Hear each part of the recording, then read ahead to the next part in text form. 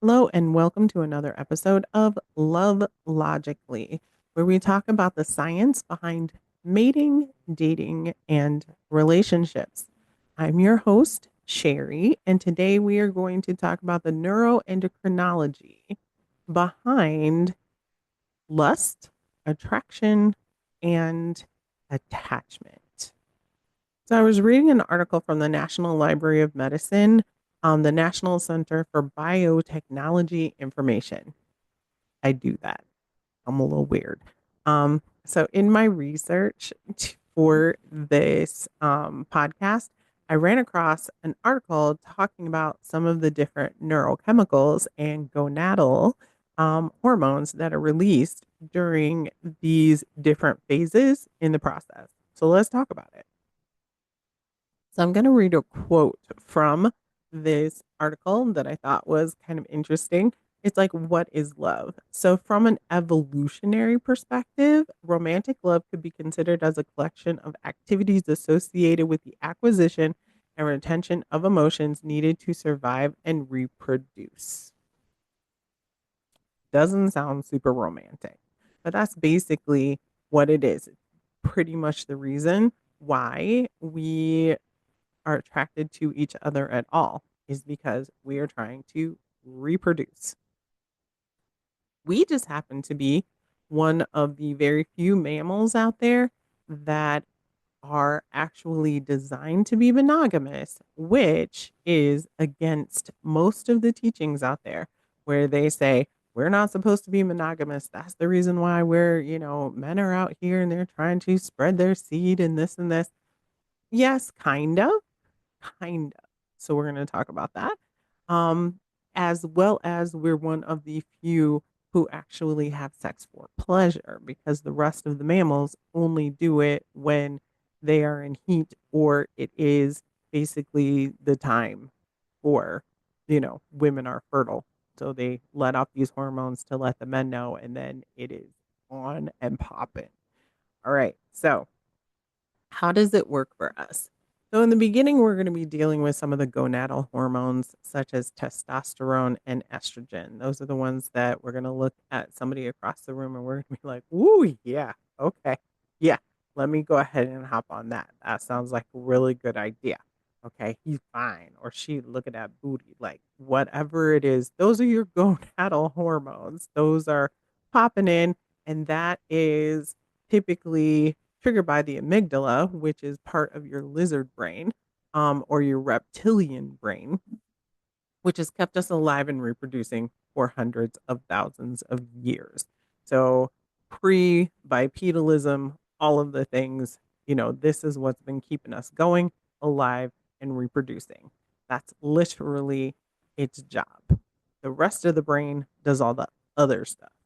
So, it's going to be like, okay, let's do this. Now, here's where some of the rest of the brain kicks in. And I'm not going to get into exactly where all of these chemicals are released from and those sorts of things, but just understanding that these are more neurological or brain-based chemicals. These are not gonadal chemicals. So this is the neuroendocrinology of the science of sex and dating. All right. So you meet the person, you see them across the room, your gonads kick in. You got the testosterone, you got the estrogen. You're like, oh my God, there you go. Next is going to, that's like the lust phase. Next, the lust phase is going to hopefully change into you're going to meet them and you're going to have conversations. You're going to be like, ooh, let's go out on a date. Let's get to know each other better. Different hormones are going to kick in now. Now we're going to have stress hormones. I know it sounds kind of crazy, right? So we're going to have things like norepinephrine, which hopefully I pronounced that right because that's a big word, and cortisol are going to kick in and they're going to be like, okay, okay, so I really want to impress this guy. I really want this and this. God, he's so cool. Or it's just like, oh my God, she's amazing. And we have stress hormones that literally increase, making us pay attention more. We are trying to make ourselves, we primp and preen our feathers. We are dressing nicer. We're making sure our hair is did. We got our nails done. Dude is showering and wearing cologne, which we're hoping continues, but you never know. So we have these stress hormones that come in. It's just like, oh my goodness. And now after the stress hormones and the initial like attraction phase, next we're going to move into um starting to feel a little bit calmer. We're also going to produce some oxytocin in there.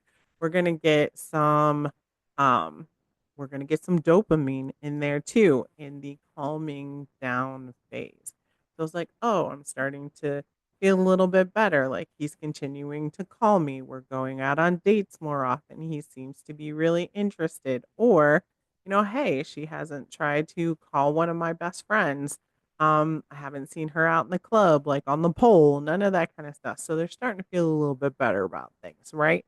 So the dopamine starts to kick in. You start to get a good feeling. You start to get like warm, fuzzy feelings from being with this person. So, because you're getting these dopamine hits and the oxytocin is kicking in, which is considered to be the love hormone, we're just like, woo, okay, this is nice. Now, testosterone and estrogen are still going on in there. That lust hormone has not gone away.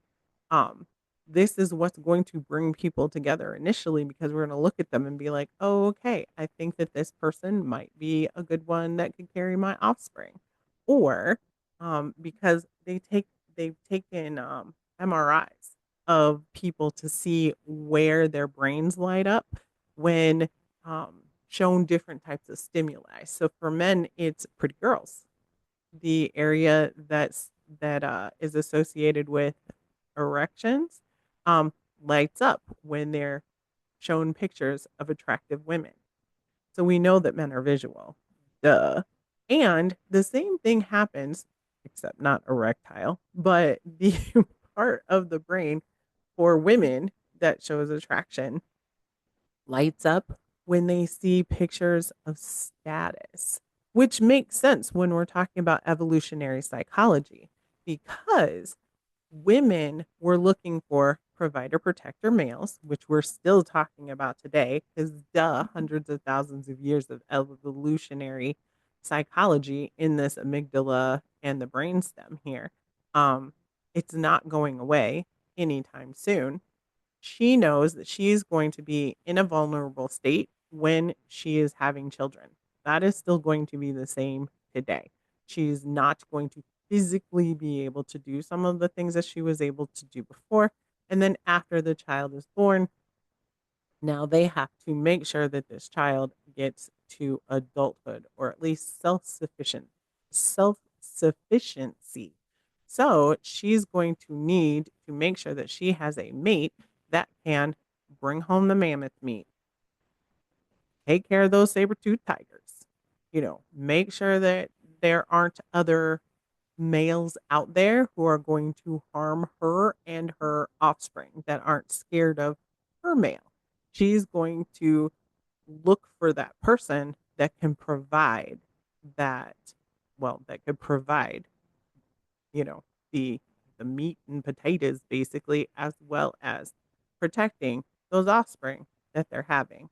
And he wants to pass down his genetic material with someone who's going to pass along favorable and attractive traits, who's also shown loyalty and commitment to him and the children. Because back in the day, it was definitely mama's baby, daddy's maybe.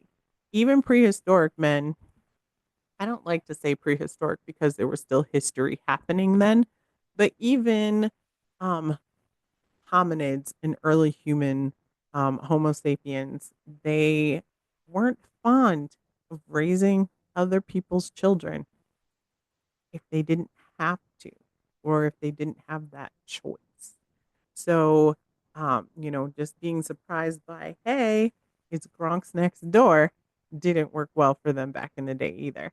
So they wanted to make sure that this woman would stave off the advances of other men. So women who would hold out tended to be more favorable. They were harder to get. So there's that whole concept of playing hard to get, but it's not necessarily a game. It's literally evolutionary psychology. If you are get flinging it around and giving it to everybody, then men are just like, it's not that special. She's gonna do it to me too. I'm not interested in taking care of her and any offspring that may or may not be mine. Bottom line. That's just the simple fact of it. Okay, so now we're getting these dopamine hits.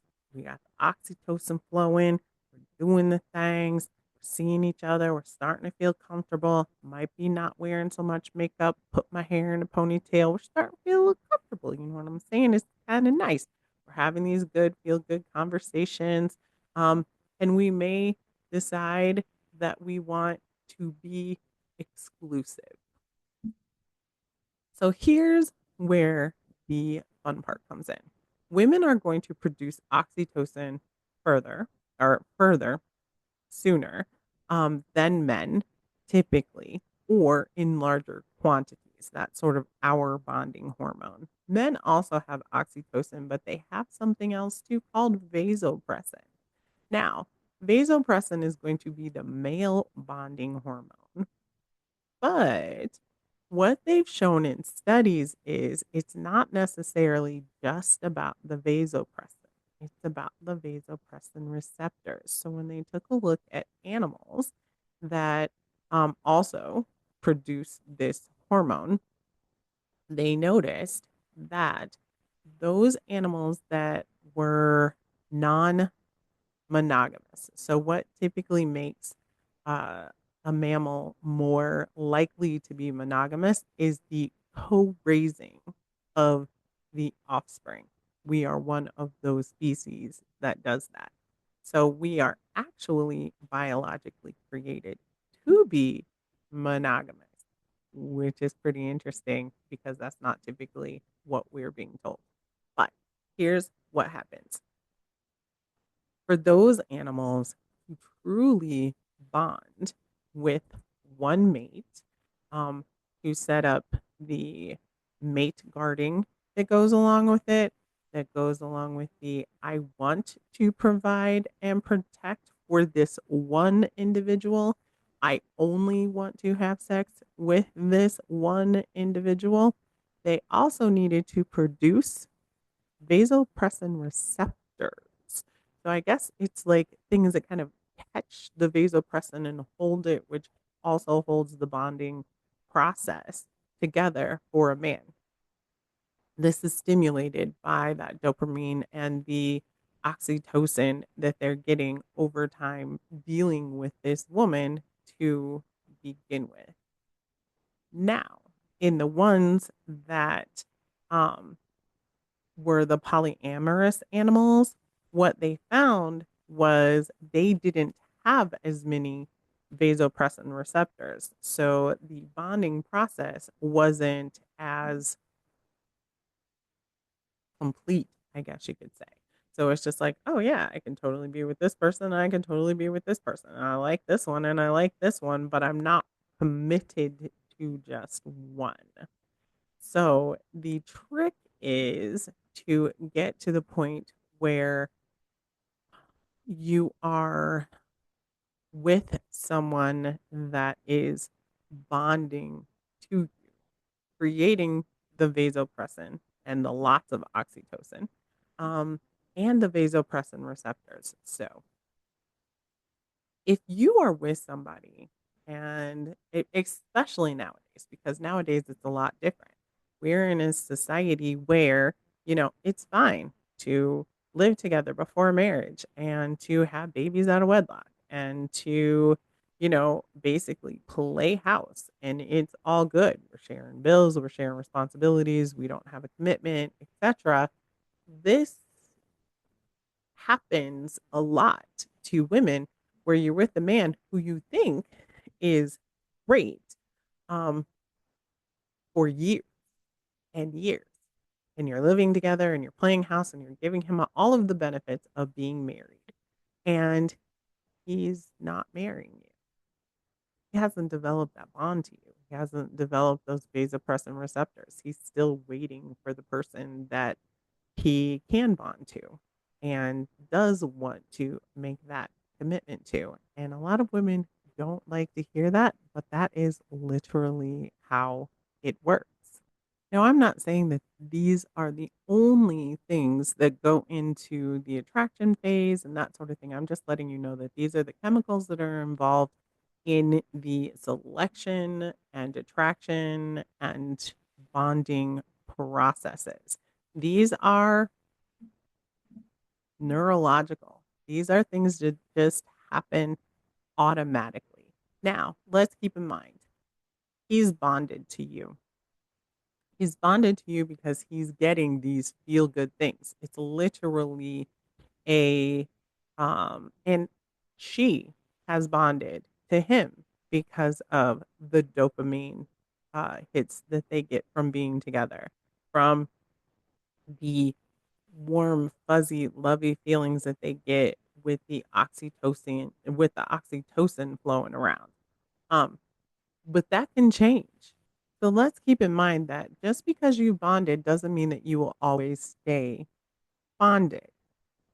You can lose that bond because once those dopamine hits stop and once we start seeing negative reinforcement instead of positive reinforcement, once it stops being pleasurable, then we start to see a decrease in the vasopressin and the vasopressin receptors and the oxytocin and all of those kinds of things. And you start to see that bond being torn apart. So, what we're going to want is to make sure that you are picking people and being around these people long enough to know whether or not you can get past the first 6 months to a year of, you know, whatever is happening. We got to get past that whole honeymoon phase before we can really make the determination as to whether or not this is someone you can spend the rest of your life with. Because something else that they discovered is not only do we have these two separate types of hormones, but the bonding process, the vasopressin and the vasopressin receptors, have nothing to do with the amount of testosterone that's being produced. So, sex doesn't even have to be present for the bonding process to be there. So, there's that part. So, just because the sex is amazing doesn't mean that the bonding will take place. And just because the bonding takes place doesn't mean the sex is going to be there. If you're looking for, and this is actually, you know, something to keep in mind, especially as we get older, because there are people who have been married for 50 and 60 years who, you know, they're not knocking it out like they used to, but they're still bonded together because they're getting the dopamine hits of that companionship, of those conversations, of the togetherness, of the sitting and talking and having dinner together, watching the same TV programs, of watching their grandchildren grow up, various things like this that are still keeping them bonded. So, this is how some of those neurochemicals work. And it can work against you if we start to experience a lack of the dopamine and more of the cortisol and the stress hormones coming back into play because stress creates cortisol. So where in the beginning it was exciting because it was just like, oh my gosh, I get the heart palpitations because the cortisol and the norepinephrine and all that kind of stuff. It's just like, ooh, and it's exciting and it's this and this. This is different. That doesn't necessarily seem stressful, even though it is stressful on your body. It acts as stress. This is now also mentally seen as stressful. So trying to keep that to a minimum and making sure that, the person that you choose we're not settling. We're not just saying, hey, by the way, they have these characteristics that I really, really like. They have potential that they, might be, they could be. You're going to want to make sure. You're going to want to make sure that it's a yes and not just a maybe, that you're not just settling. And I'm saying that to both men and women because your hormones are going to know.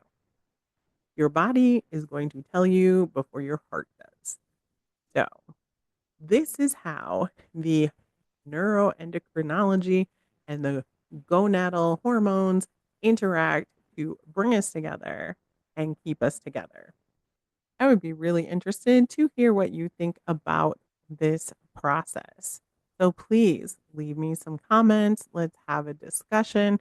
And if you like this episode and you like content like this, please make sure that you like, subscribe, and share. I'm also all over social media with the same name, Love Logically.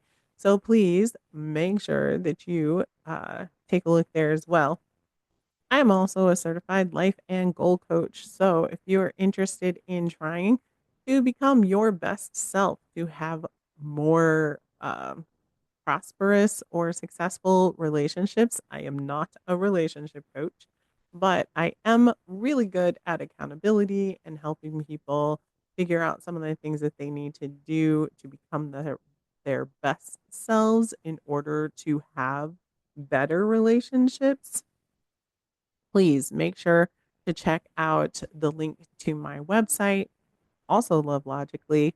And yeah, let's have a conversation about how we, might be able to help get you where you need to be.